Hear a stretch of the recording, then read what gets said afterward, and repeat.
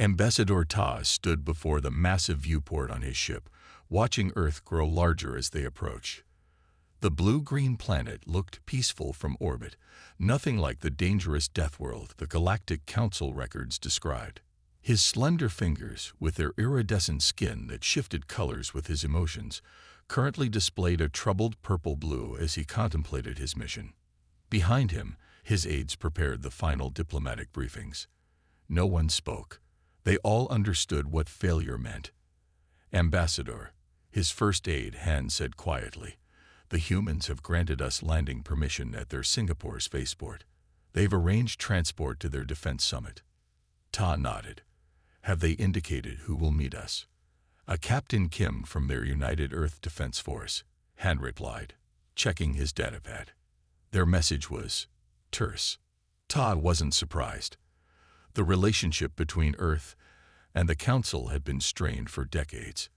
Humans had petitioned for membership repeatedly since achieving faster-than-light travel, and the Council had denied them each time.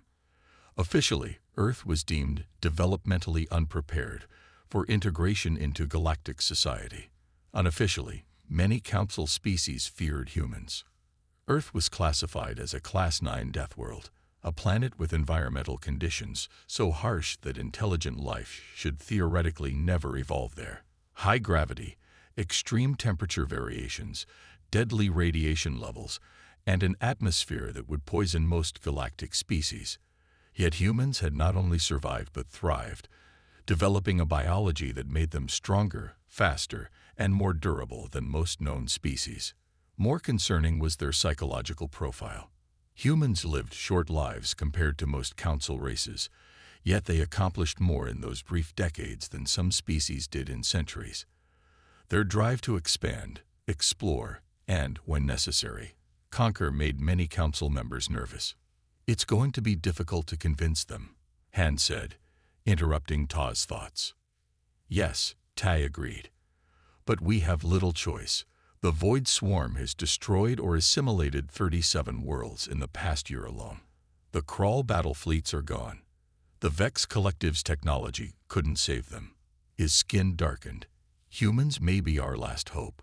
Their ship descended through Earth's thick atmosphere, the hull heating from friction. Ta felt the higher gravity immediately as they landed, an uncomfortable weight pressing down on his fragile frame. His species evolved on a low-gravity moon, with thin atmosphere and gentle conditions. Earth felt crushing. At the spaceport, they were met by a human female in a dark blue uniform adorned with insignia Ta didn't recognize. She was shorter than Ta but stockier, with muscles visible even through her uniform. Her dark hair was pulled back tightly, and her expression revealed nothing. "Ambassador Tay," she said with a slight bow. "I'm Captain Kim. Welcome to Earth." Ta returned the bow, deeper as protocol demanded when seeking assistance. "Captain Kim, we are grateful for this audience. Follow me," she said simply, turning toward a waiting transport vehicle. Inside the vehicle, Captain Kim sat across from Ta, studying him openly. Humans had that unsettling habit, direct eye contact that most species found aggressive. "The summit begins tomorrow," she said. "You'll have 15 minutes to present your case to the Defense Council. They'll have questions." 15 minutes. Han interjected, forgetting diplomatic protocol. "Our situation requires more detailed." Kim cut him off. "You're lucky to get that. Many on the Council didn't want to hear you at all." Tay's skin rippled with concern. "Captain, surely your leaders understand the gravity of the threat. The Void Swarm will eventually reach human space." "We're well aware," Kim replied. "Our long-range probes have been monitoring the conflict for months. That's not the issue." "Then what is?" Tai asked. Kim's eyes narrowed slightly. "Trust, Ambassador. For 80 years, your Council has treated humanity like a dangerous child, unworthy of joining your galactic community. Now that you need our help, you suddenly appear." Ta felt his skin flush with embarrassment. The Council's decisions regarding Earth's membership were political. Many species fear it. "They feared us," Kim stated flatly, Because we evolved on what you call a death world. Because we're stronger, more aggressive, more adaptable than most council races. Ted couldn't deny it. Yes. The vehicle slowed as they approached a massive building with Earth Defense Force flags flying outside. Guards stood at attention, weapons visible. And now, Kim continued, those same qualities you feared are suddenly valuable, because you've encountered something even more dangerous than humans. The transport stopped. Captain Kim leaned forward slightly. Ambassador, I'll give you some advice before tomorrow. Don't appeal to our sense of galactic unity. We've never been allowed to be part of it. Don't offer us technology. We've developed our own while you kept yours secret. And don't treat us like mercenaries you can hire and discard when convenient. What should I appeal to then? Tai asked, genuinely curious. Kim stepped out of the vehicle before answering. Our survival instinct. Convince us that fighting alongside you now serves Earth better than waiting for the swarm to reach us after you've fallen. The next morning, Ta stood before the Earth Defense Summit, facing 24 human military leaders from various Earth nations. Captain Kim sat to the side, her expression unreadable. Te's presentation was direct. He showed the Council records of the Void Swarm's devastation, worlds reduced to barren rock, as the hive-mind aliens stripped them of resources and biological material. He displayed tactical data showing how conventional Council forces had failed against the Swarm's adaptive strategies. The Void Swarm operates as a collective intelligence, Tai explained. They learn from each encounter, evolving their tactics and biology in response to whatever they face. The Crawl, our most militaristic member species, attacked with overwhelming force. The Swarm adapted, developing specialized defensive organisms. The Vex, our most technologically advanced members, deployed autonomous drone fleets. The Swarm assimilated the technology and turned it against them. A stern-faced human commander raised her hand. What makes you think human forces would fare any better? Ta hesitated. This was the difficult part. Because you fight differently. Council species are methodical, predictable. We rely on established doctrine, technological superiority, or numerical advantage. The Swarm can counter those approaches. Humans, from what we've observed in your own conflicts, are tactical innovators. You change strategies rapidly, employ deception, and most importantly, you understand fighting as a network collective while maintaining individual initiative. You've been studying us, another commander noted. Yes, Tai admitted, initially out of concern, now out of hope. Captain Kim spoke up. You ignored our applications to join your council for 80 years. Now you want our help. What guarantees would Earth receive in return for our assistance? Tai's skin shimmered with stress colors. Full council membership without qualification or probation. Access to all council technology and trade networks, and a leadership position in the Reformed Defense Alliance that would follow victory. If we achieve victory, Kim corrected. Without human assistance, there will be no victory, Ta said quietly. The Swarm is currently 53 light-years from Earth and advancing rapidly. Council analysts project they will reach your outer colonies within 3 years. The room fell silent as the humans exchanged glances. We'll need time to deliberate, the head of the summit finally said. Ambassador Tai, you'll have our answer tomorrow. As Tai and his aides were escorted from the chamber, Captain Kim fell into step beside him. Was it enough? Tai asked her softly. Kim gave him a sidelong glance. You told the truth. That counts for something with us. She paused before adding, for what it's worth, I'll be recommending we help you. Why? Tai asked, genuinely curious. Because if we don't fight the Swarm out there, she said, looking toward the sky, we'll end up fighting them here, and Earth has never been good at waiting for threats to arrive on our doorstep. Todd felt his first glimmer of hope since the Void Swarm had appeared. Perhaps humans truly were the galaxy's final hope. Admiral Park stood in the tactical analysis chamber, surrounded by holographic displays showing Void Swarm attack patterns. His weathered face reflected the blue glow of the battle records as he watched yet another Council fleet destroyed. The chamber was dark except for these projections, giving the impression that he floated in space among the dying ships. "Play it again," he ordered the system. "Slow to quarter speed." The simulation reset.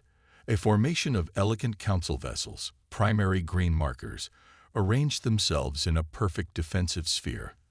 The void swarm ships, marked in red, approached as a chaotic cloud. Park watched intently as the Council ships fired in coordinated volleys.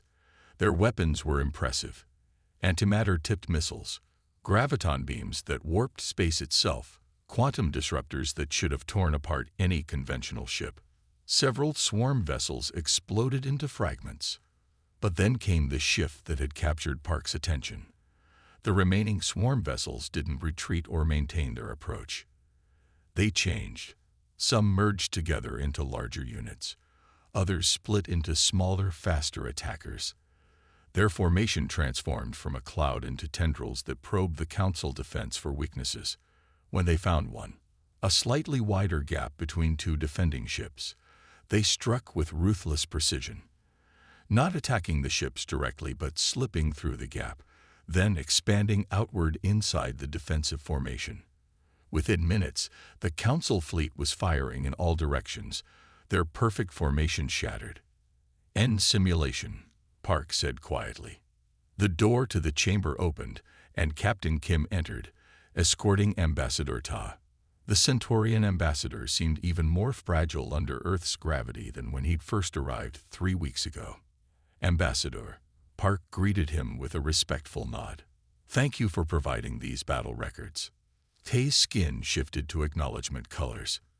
"Has your analysis yielded any insights, Admiral?" Park gestured to the frozen holographic displays. "Your ships are impressive," he told Ta, "but your tactics are predictable. The swarm adapts faster than you can respond." "We found the same in every engagement," Tai agreed, his skin darkening with distress. "The swarm seems to learn from each encounter." Park walked through the holographic display, pointing to specific moments in the battle. "It's not just learning. It's evolving in real time. Your fleet formations are too rigid. When the swarm introduces something unexpected, your ships maintain their programmed responses instead of adjusting.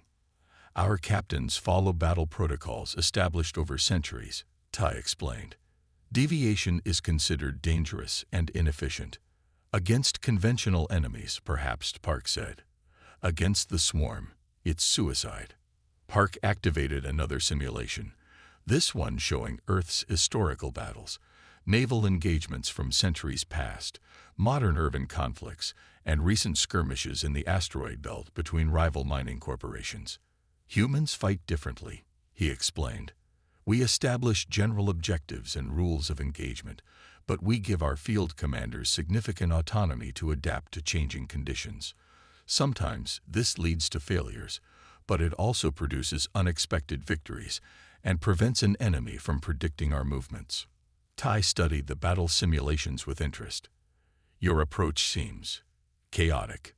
"Organized chaos," Kim corrected. "Controlled unpredictability. If Earth agrees to join this fight, we would need complete tactical control," Park stated firmly. "Your ships integrated into our command structure, your captains following our orders without question." Tay's skin rippled with concern. "The Council would have reservations about placing their forces under human control. Then they can have reservations about their extinction instead," Park replied, his voice level but firm.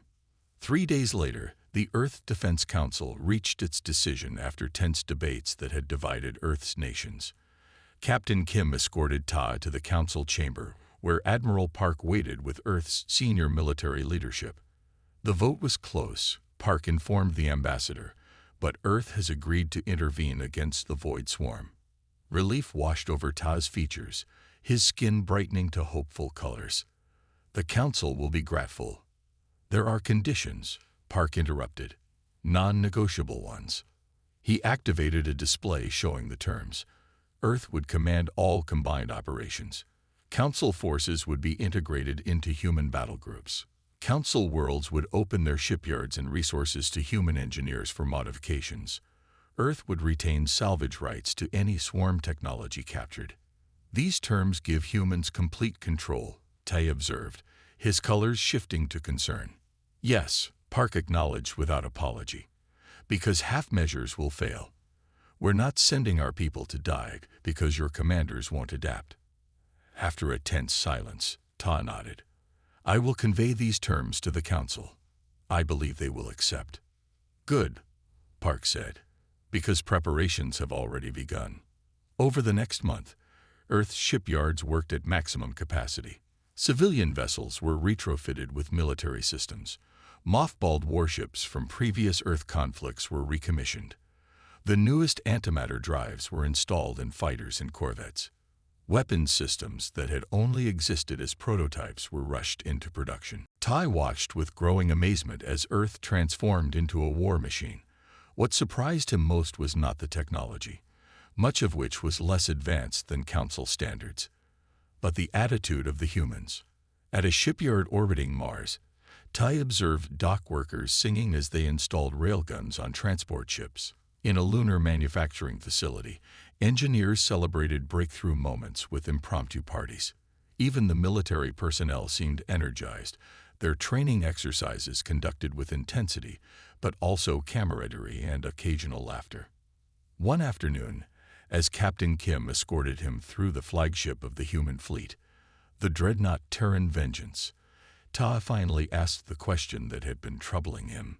Your species seems to enjoy conflict, he said, watching as crew members enthusiastically ran combat drills.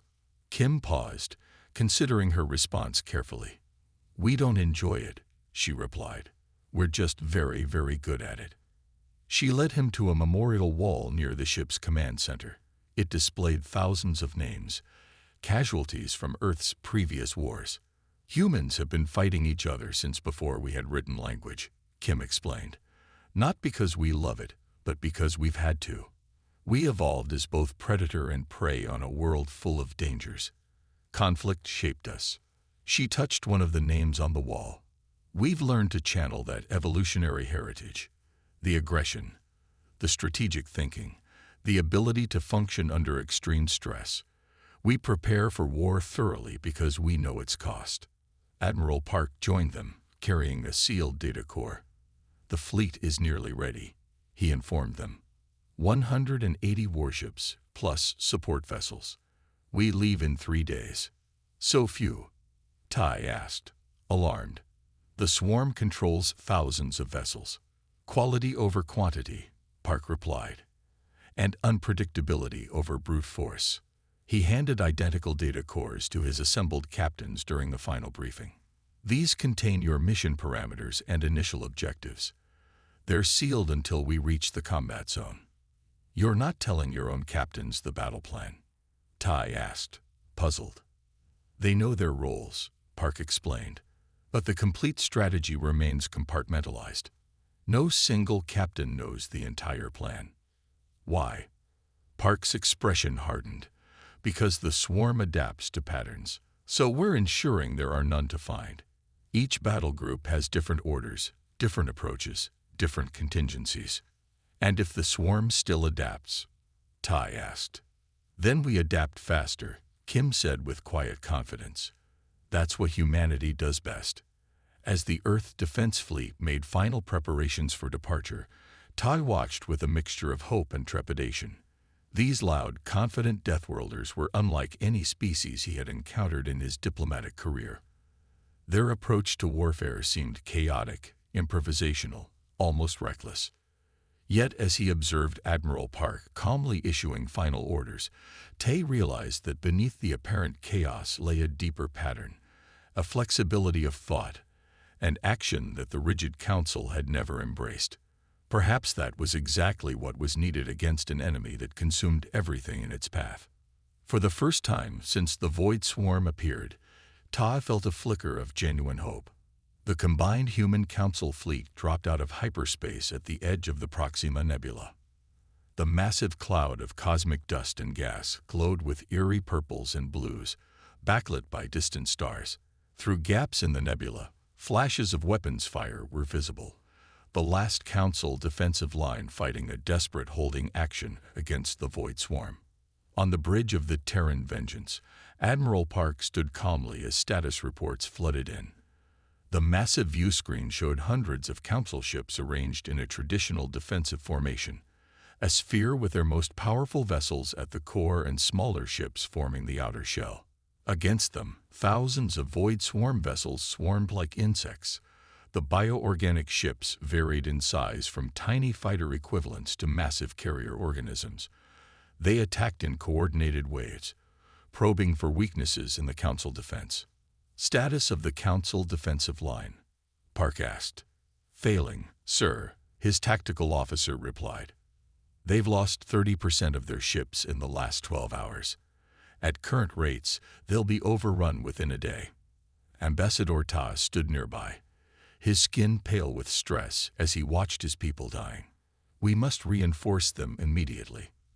Park shook his head. That's exactly what the Swarm expects. They've adapted to Council tactics, preparing for more of the same. He turned to his communications officer.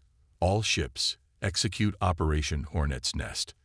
Authorization code, Terra Invicta. Around the Terran Vengeance, the 180 ships of the human fleet suddenly broke formation. Instead of moving as a unified force toward the battle, they scattered in seemingly random directions. Some accelerated at dangerous speeds toward the nebula's edges. Others powered down, drifting silently. A few formed small wolf packs of 3 to 5 vessels. What are you doing? Tai asked, alarmed. Your fleet is breaking apart. Watch, Captain Kim said quietly. The Terran Vengeance, along with its escort of heavy cruisers, powered up its main engines and accelerated directly toward the center of the swarm. This was the exact opposite of standard Council tactics, which avoided engaging the densest concentrations of enemy forces. Admiral, we're being scanned by swarm vessels, reported the sensor officer. They're responding to our approach. On the view screen, hundreds of swarm ships broke off their attack on the Council defense line and turned toward the human dreadnought. They're taking the bait, Park said with satisfaction. Communications, signal the Council fleet. Have them hold position and do not, I repeat, do not break formation to assist us. Sir, swarm vessels will intercept us in 3 minutes, the tactical officer reported. Bring main batteries online. Prepare missile salvos, but hold fire until my command. The tension on the bridge grew as the distance to the swarm closed. The bioorganic ships swarmed toward them, their strange appendages glowing with charged energy. Now, Admiral, the weapons officer asked.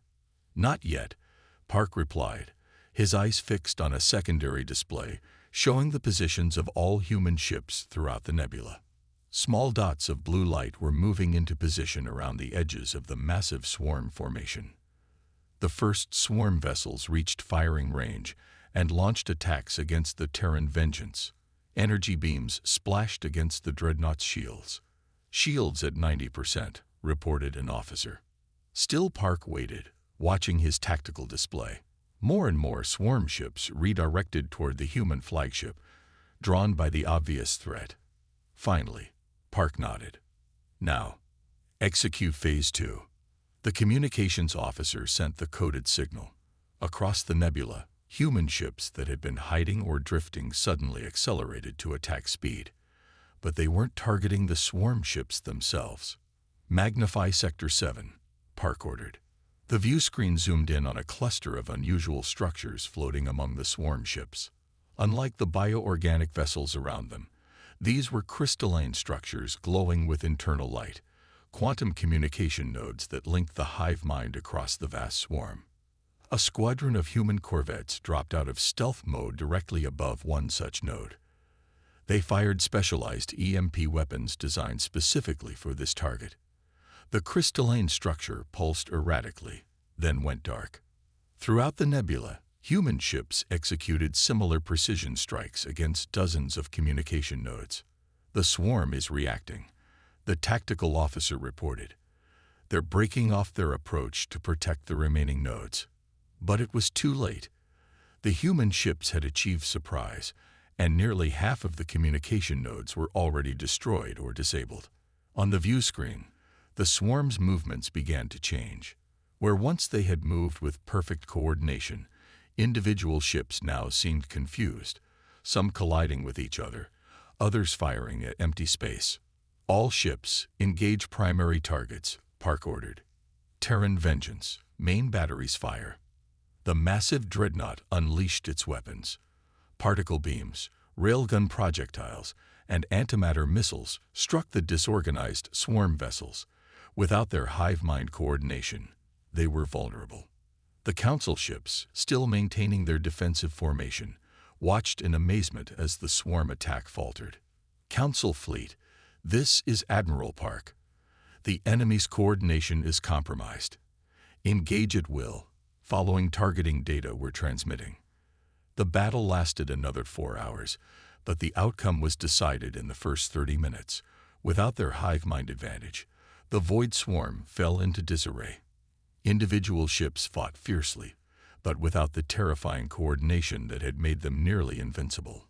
By the time the last swarm vessel was destroyed or driven off, the combined fleet had lost only 28 ships, a miracle compared to the thousands of casualties in previous engagements. In the aftermath, the Terran Vengeance's conference room filled with council captains and commanders, all eager to understand what had happened.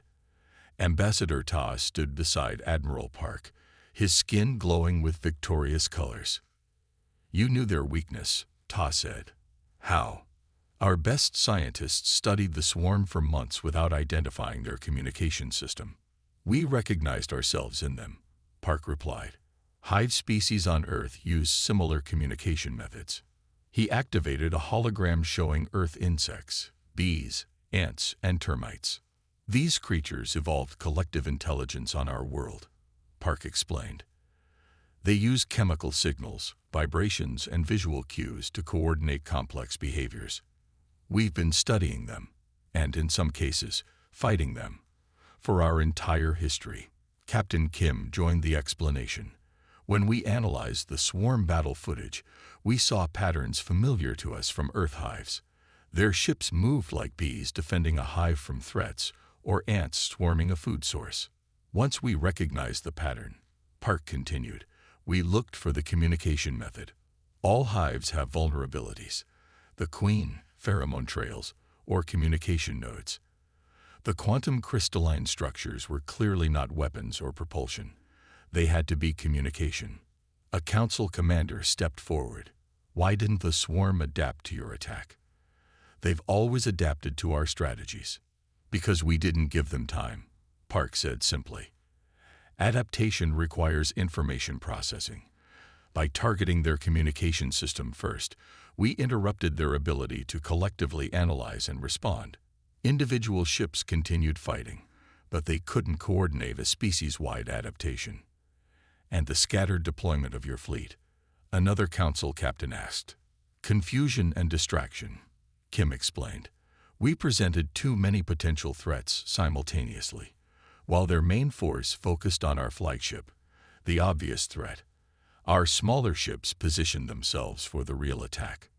As the council officers discussed the battle, Tai approached Park privately.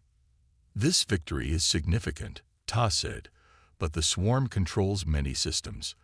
They will learn from this defeat." Park nodded. "Of course. That's why our next attacks will use completely different approaches. No patterns for them to analyze." "You've thought that far ahead." "Ambassador," Park said with a small smile, "humans have been fighting each other for thousands of years.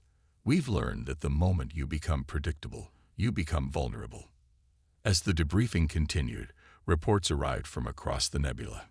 Council worlds that had been under siege for months were suddenly free as swarm forces retreated in disarray. For the first time since the conflict began, the Void Swarm was on the defensive. The humans had drawn first blood, and it was significant. But as Admiral Park reminded his captains, this was only the beginning. The swarm would adapt, evolve, and return. The next battle would be harder. But for now, there was hope. The Deathworlders had proven their worth. 3 months after the victory at Proxima Nebula, the combined human council fleet had liberated 7 star systems. The Void Swarm retreated before them, unable to counter the constantly changing tactics of the human commanders. For the first time since the swarm appeared, the council species dared to hope for final victory. But not everyone celebrated the human success. On the council diplomatic vessel Eternal Harmony, High Counselor Bach met with representatives from 12 council worlds. The chamber was secured against surveillance, with quantum scramblers preventing any signal from escaping. "The humans are becoming too powerful," Bach stated, his 4 eyes blinking in sequence, a sign of extreme agitation in his species. "They do not merely fight the swarm, they study it, adapt its technology, integrate it into their own systems." A hologram displayed footage of human engineers harvesting components from destroyed swarm vessels. Another showed modified human ships with biological elements that resembled swarm technology. "They've improved their weapons' power by 30% using adapted swarm energy systems," reported a council scientist. "Their ships now move faster, hit harder, and resist damage better than when they arrived." "And their influence grows," added another council member. 3 previously neutral systems have requested Earth protection rather than council membership. Bach's skin darkened with concern. The humans were useful against the swarm, but what happens when the threat ends? Will they simply return to their system and leave us in peace? The room fell silent. None believed this likely. "We need insurance," Bach finally said. "A way to protect ourselves once the swarm is defeated." He activated another hologram showing a device. "This is a quantum disruption weapon. When activated, it will create a subspace barrier extending 15 light-years in all directions. No hyperspace travel will be possible through this barrier for approximately 1 Earth year. You propose to trap the human fleet away from Earth," stated a council admiral. "To protect our species," Bach corrected. "Once isolated from their homeworld, we can negotiate with the humans from a position of strength. Ensure they don't use swarm technology against us." After much debate, the council members voted. The decision was made. The weapon would be prepared and deployed during the final battle against the swarm homeworld. What Bach didn't know was that his securer chamber wasn't as protected as he believed. Aboard the Terran Vengeance, Captain Kim entered Admiral Park's private quarters, carrying a datapad. Her face was grim. "Sir, our intelligence assets have confirmed it. The Council is planning to strand our fleet once the swarm is defeated." Park looked unsurprised. "Show me." Kim displayed the intercepted plans for the quantum disruption weapon. "Our analysts say it would work.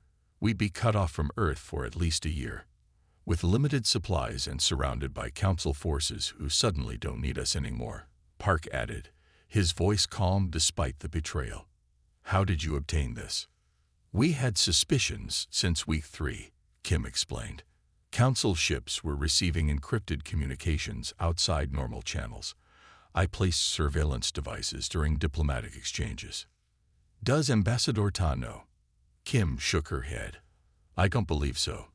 This appears confined to High Counselor Bach and senior military officials."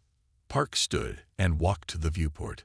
Stars streaked by as the fleet traveled through hyperspace toward their next target. "Options?" he asked. "We could confront them directly, demand they abandon the plan.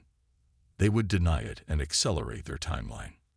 We could strike first," Kim suggested reluctantly. "Disable their ships before they can activate the weapon." Park shook his head. "That makes us the aggressors. Earth wouldn't approve." He turned back to Kim with a slight smile. "Or we could do what humans always do. Adapt." Over the next 2 weeks, Admiral Park made subtle changes to fleet operations. Human ships were reassigned to different battle groups. Supply vessels redistributed critical materials. Patrol routes were altered, changing which ships protected which sectors. Most significantly, Park reorganized the planned assault on the swarm homeworld. Council ships were positioned at the front of the formation, with human vessels providing support from the rear and flanks. On the day before the final battle, Ambassador Ta requested an urgent meeting with Admiral Park. The Centaurian diplomat's skin showed distress colors as he entered Park's office. "Admiral, may I ask why Council ships have been placed in the vanguard position for tomorrow's attack? Our previous engagements had human ships leading the assault." Park studied Ta carefully. "Battle tactics evolve, Ambassador. The swarm expects human ships to lead. We're changing the approach. It places Council vessels at significantly higher risk," Ta pointed out. "Risk is part of war," Park replied evenly, "unless there's another reason for your concern." Tay's skin flickered with nervous colors. "No, I simply wish to understand the strategy." Park activated a holographic display of the battle plan. "The Council ships will engage first, drawing the swarm's attention. Human vessels will then strike from multiple vectors, targeting command structures." He paused the display. "However, there is something we should discuss before tomorrow." Park tapped his console, and a detailed schematic of the quantum disruption weapon appeared. Tay's skin went pale. I'm not." "We know about the weapon," Park told a stunned Ta.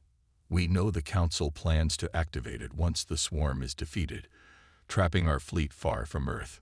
Ta seemed to collapse in on himself. "Admiral, I swear I had no knowledge of this." "I believe you," Park said. "That's why we're having this conversation privately." Tay's colors shifted rapidly as he processed the situation. "What will you do?" "That depends on you," Park replied. "The current battle formation places Council ships in a position where they would be quickly overwhelmed without human support if we decided to withdraw our forces." The implication was clear. If the humans detected any attempt to activate the weapon, they would simply leave the Council ships to face the swarm alone. "You can either help us finish this fight as true allies," Park continued, "or we leave now. The choice is yours." "This is blackmail," Ta whispered. "This is survival," Park corrected. "Just as your Council planned for its survival at our expense." After a long silence, Ta asked, "What do you want me to do?" "Convince Bach to abandon the weapon. Not just delay it, destroy it completely." "He won't listen to me." "Then convince him that using it would be a greater risk than not using it," Park suggested. "Because I give you my word, if that weapon activates, no Council ship will return home." Ta left the meeting with a heavy heart. For hours, he debated with himself about where his loyalty should lie: to the Council that had sent him on this mission, or to the truth and honor that should guide all diplomatic relations. That night, he sent an encrypted message to High Counselor Bach, requesting an emergency conference. When Bach's image appeared on the screen, Tai took a deep breath. "The humans know about the weapon," he said without preamble. Bach's 4 eyes widened in shock. "Impossible. The planning was completely secure." "Apparently not," Tai replied. "Admiral Park has positioned our ships where they'll be defenseless if human support is withdrawn." "He's bluffing," Bach insisted. "Humans wouldn't sacrifice the victory against the swarm." "Are you willing to risk the lives of every Council citizen on our fleet based on that assumption?" Tai asked. The argument lasted for hours. Other Council leaders joined the call. Some demanded they activate the weapon immediately. Others insisted they negotiate with the humans. In the end, fear won out. The Council had witnessed the humans' tactical brilliance against the swarm. None wished to face those same tactics themselves. Just before the fleet prepared to enter the swarm home system, Bach contacted Admiral Park. "The device you're concerned about has been deactivated," he said stiffly, as a show of good faith between allies. Park nodded. "A wise decision, Counselor. Now shall we finish this war together?" The next day, as the combined fleet approached the final battle, Captain Kim stood beside Admiral Park on the bridge. "Do you believe they actually disabled it?" she asked quietly. Park smiled slightly. "No, but I believe they'll wait until we're truly done with the swarm before considering using it again. And by then, By then, we'll have other arrangements in place. He looked at the tactical display showing the fleet formation.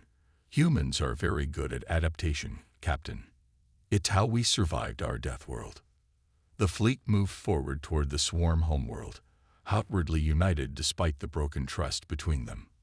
The final battle awaited. And after that, a new chapter in galactic politics would begin. The swarm homeworld hung in space like a massive, pulsing organism.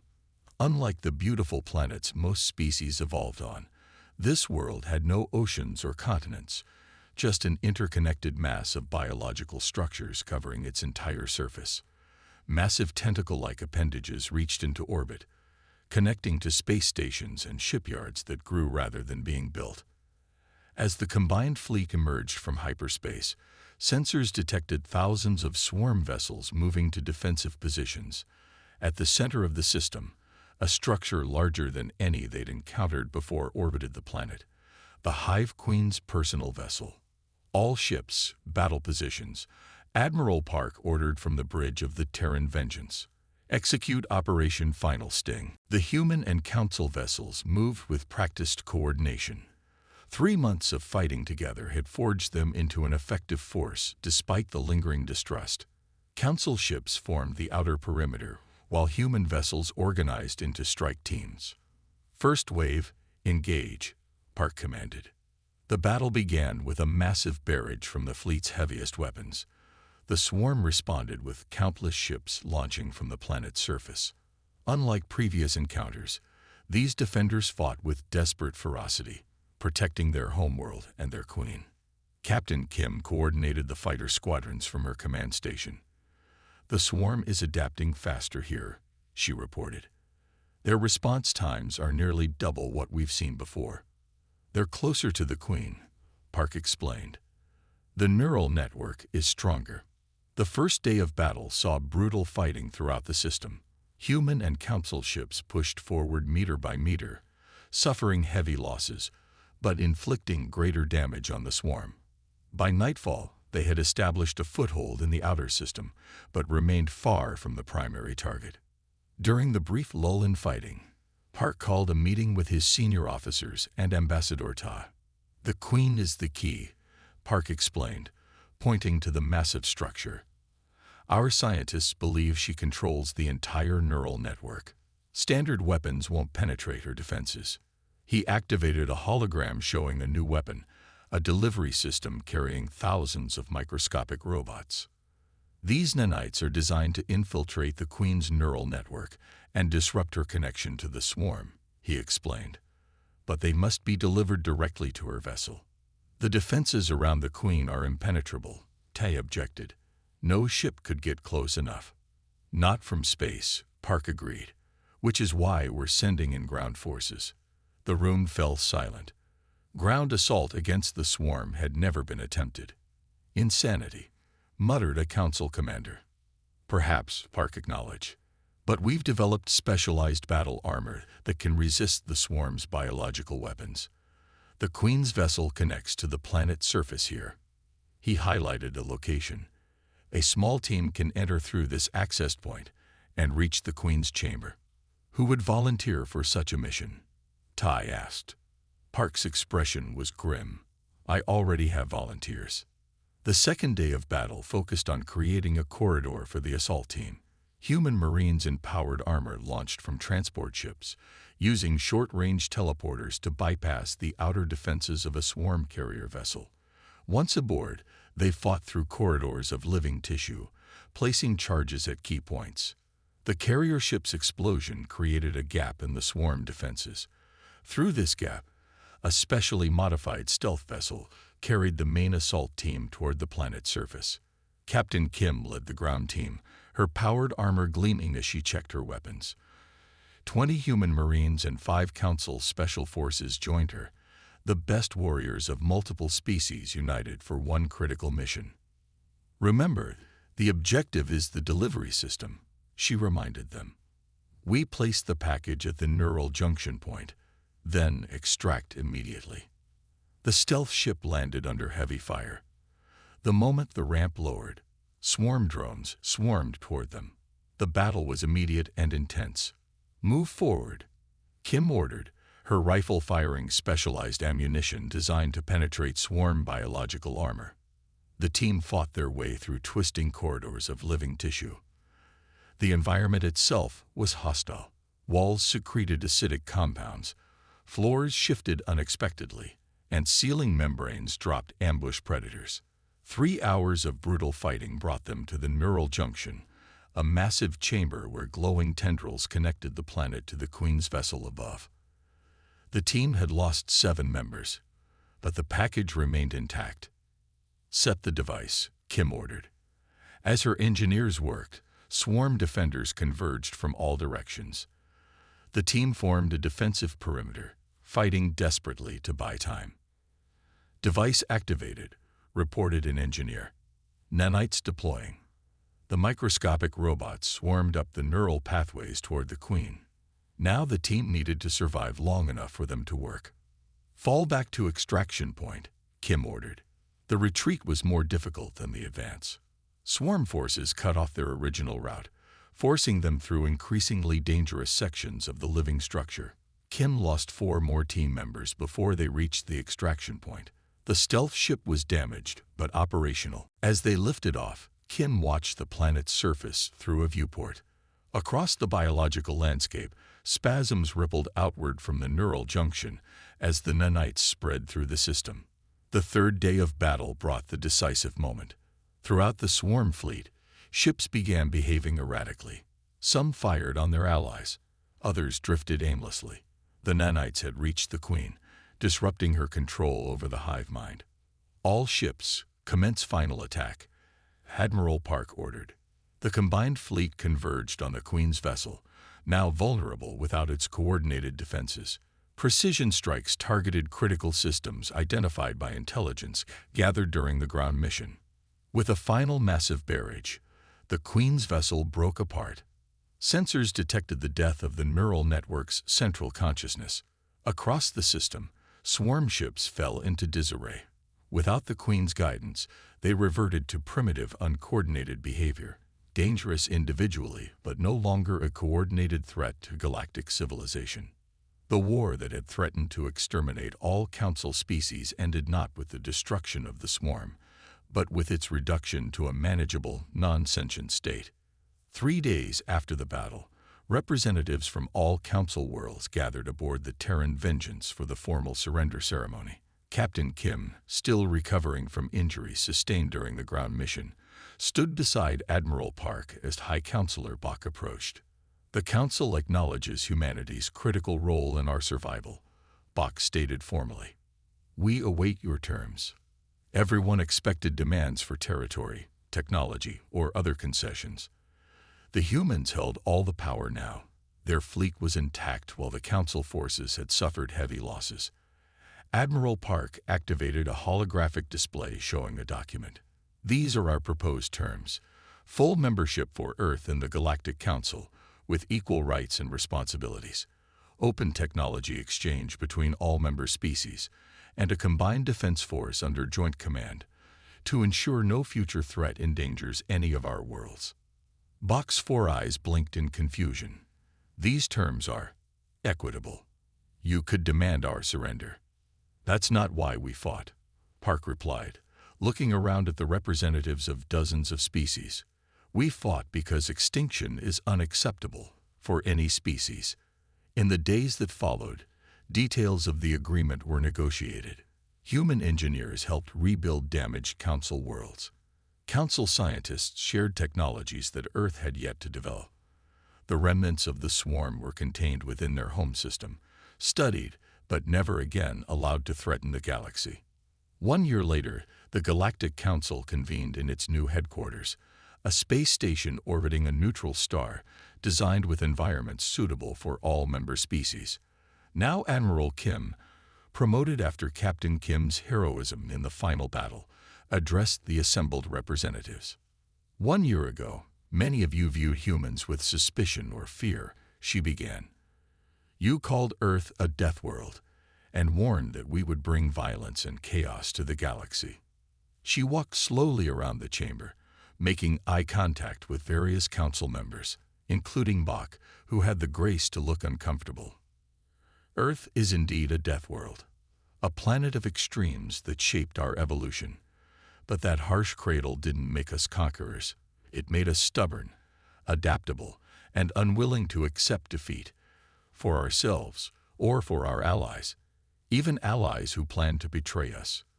The reference to the quantum disruption weapon wasn't subtle. Several council members shifted uncomfortably in their seats. Humanity's greatest strength isn't our technology or our fighting ability, Kim continued. It's our diversity of thought. On Earth, we never achieved the unified governance that most council species consider the mark of civilization. Instead, we maintain thousands of cultures, languages, and perspectives. She activated a hologram showing Earth, a beautiful blue-green world. That diversity made us resilient. When one approach failed, we tried another. When one society collapsed, others rose. We never had the comfort of consensus, so we learned to adapt, compromise, and innovate. Kim gestured to the chamber around them, where representatives of 50 species now sat as equals. That is what we offer the galaxy. Not conquest, but resilience. Not uniformity, but diversity. Not just survival, but growth. As she concluded her speech, representatives from 20 newly admitted species entered the chamber, worlds that had been neutral or isolated before the swarm threat, now seeking the protection and opportunity of council membership. Ambassador Tay, now serving as council moderator, stood to welcome them. His skin glowed with optimistic colors as he spoke the traditional words of admission. "The galaxy is vast and often dangerous," he said, "but together, we are stronger than alone." Admiral Kim smiled as she returned to her seat. The Deathworlders had not conquered the galaxy.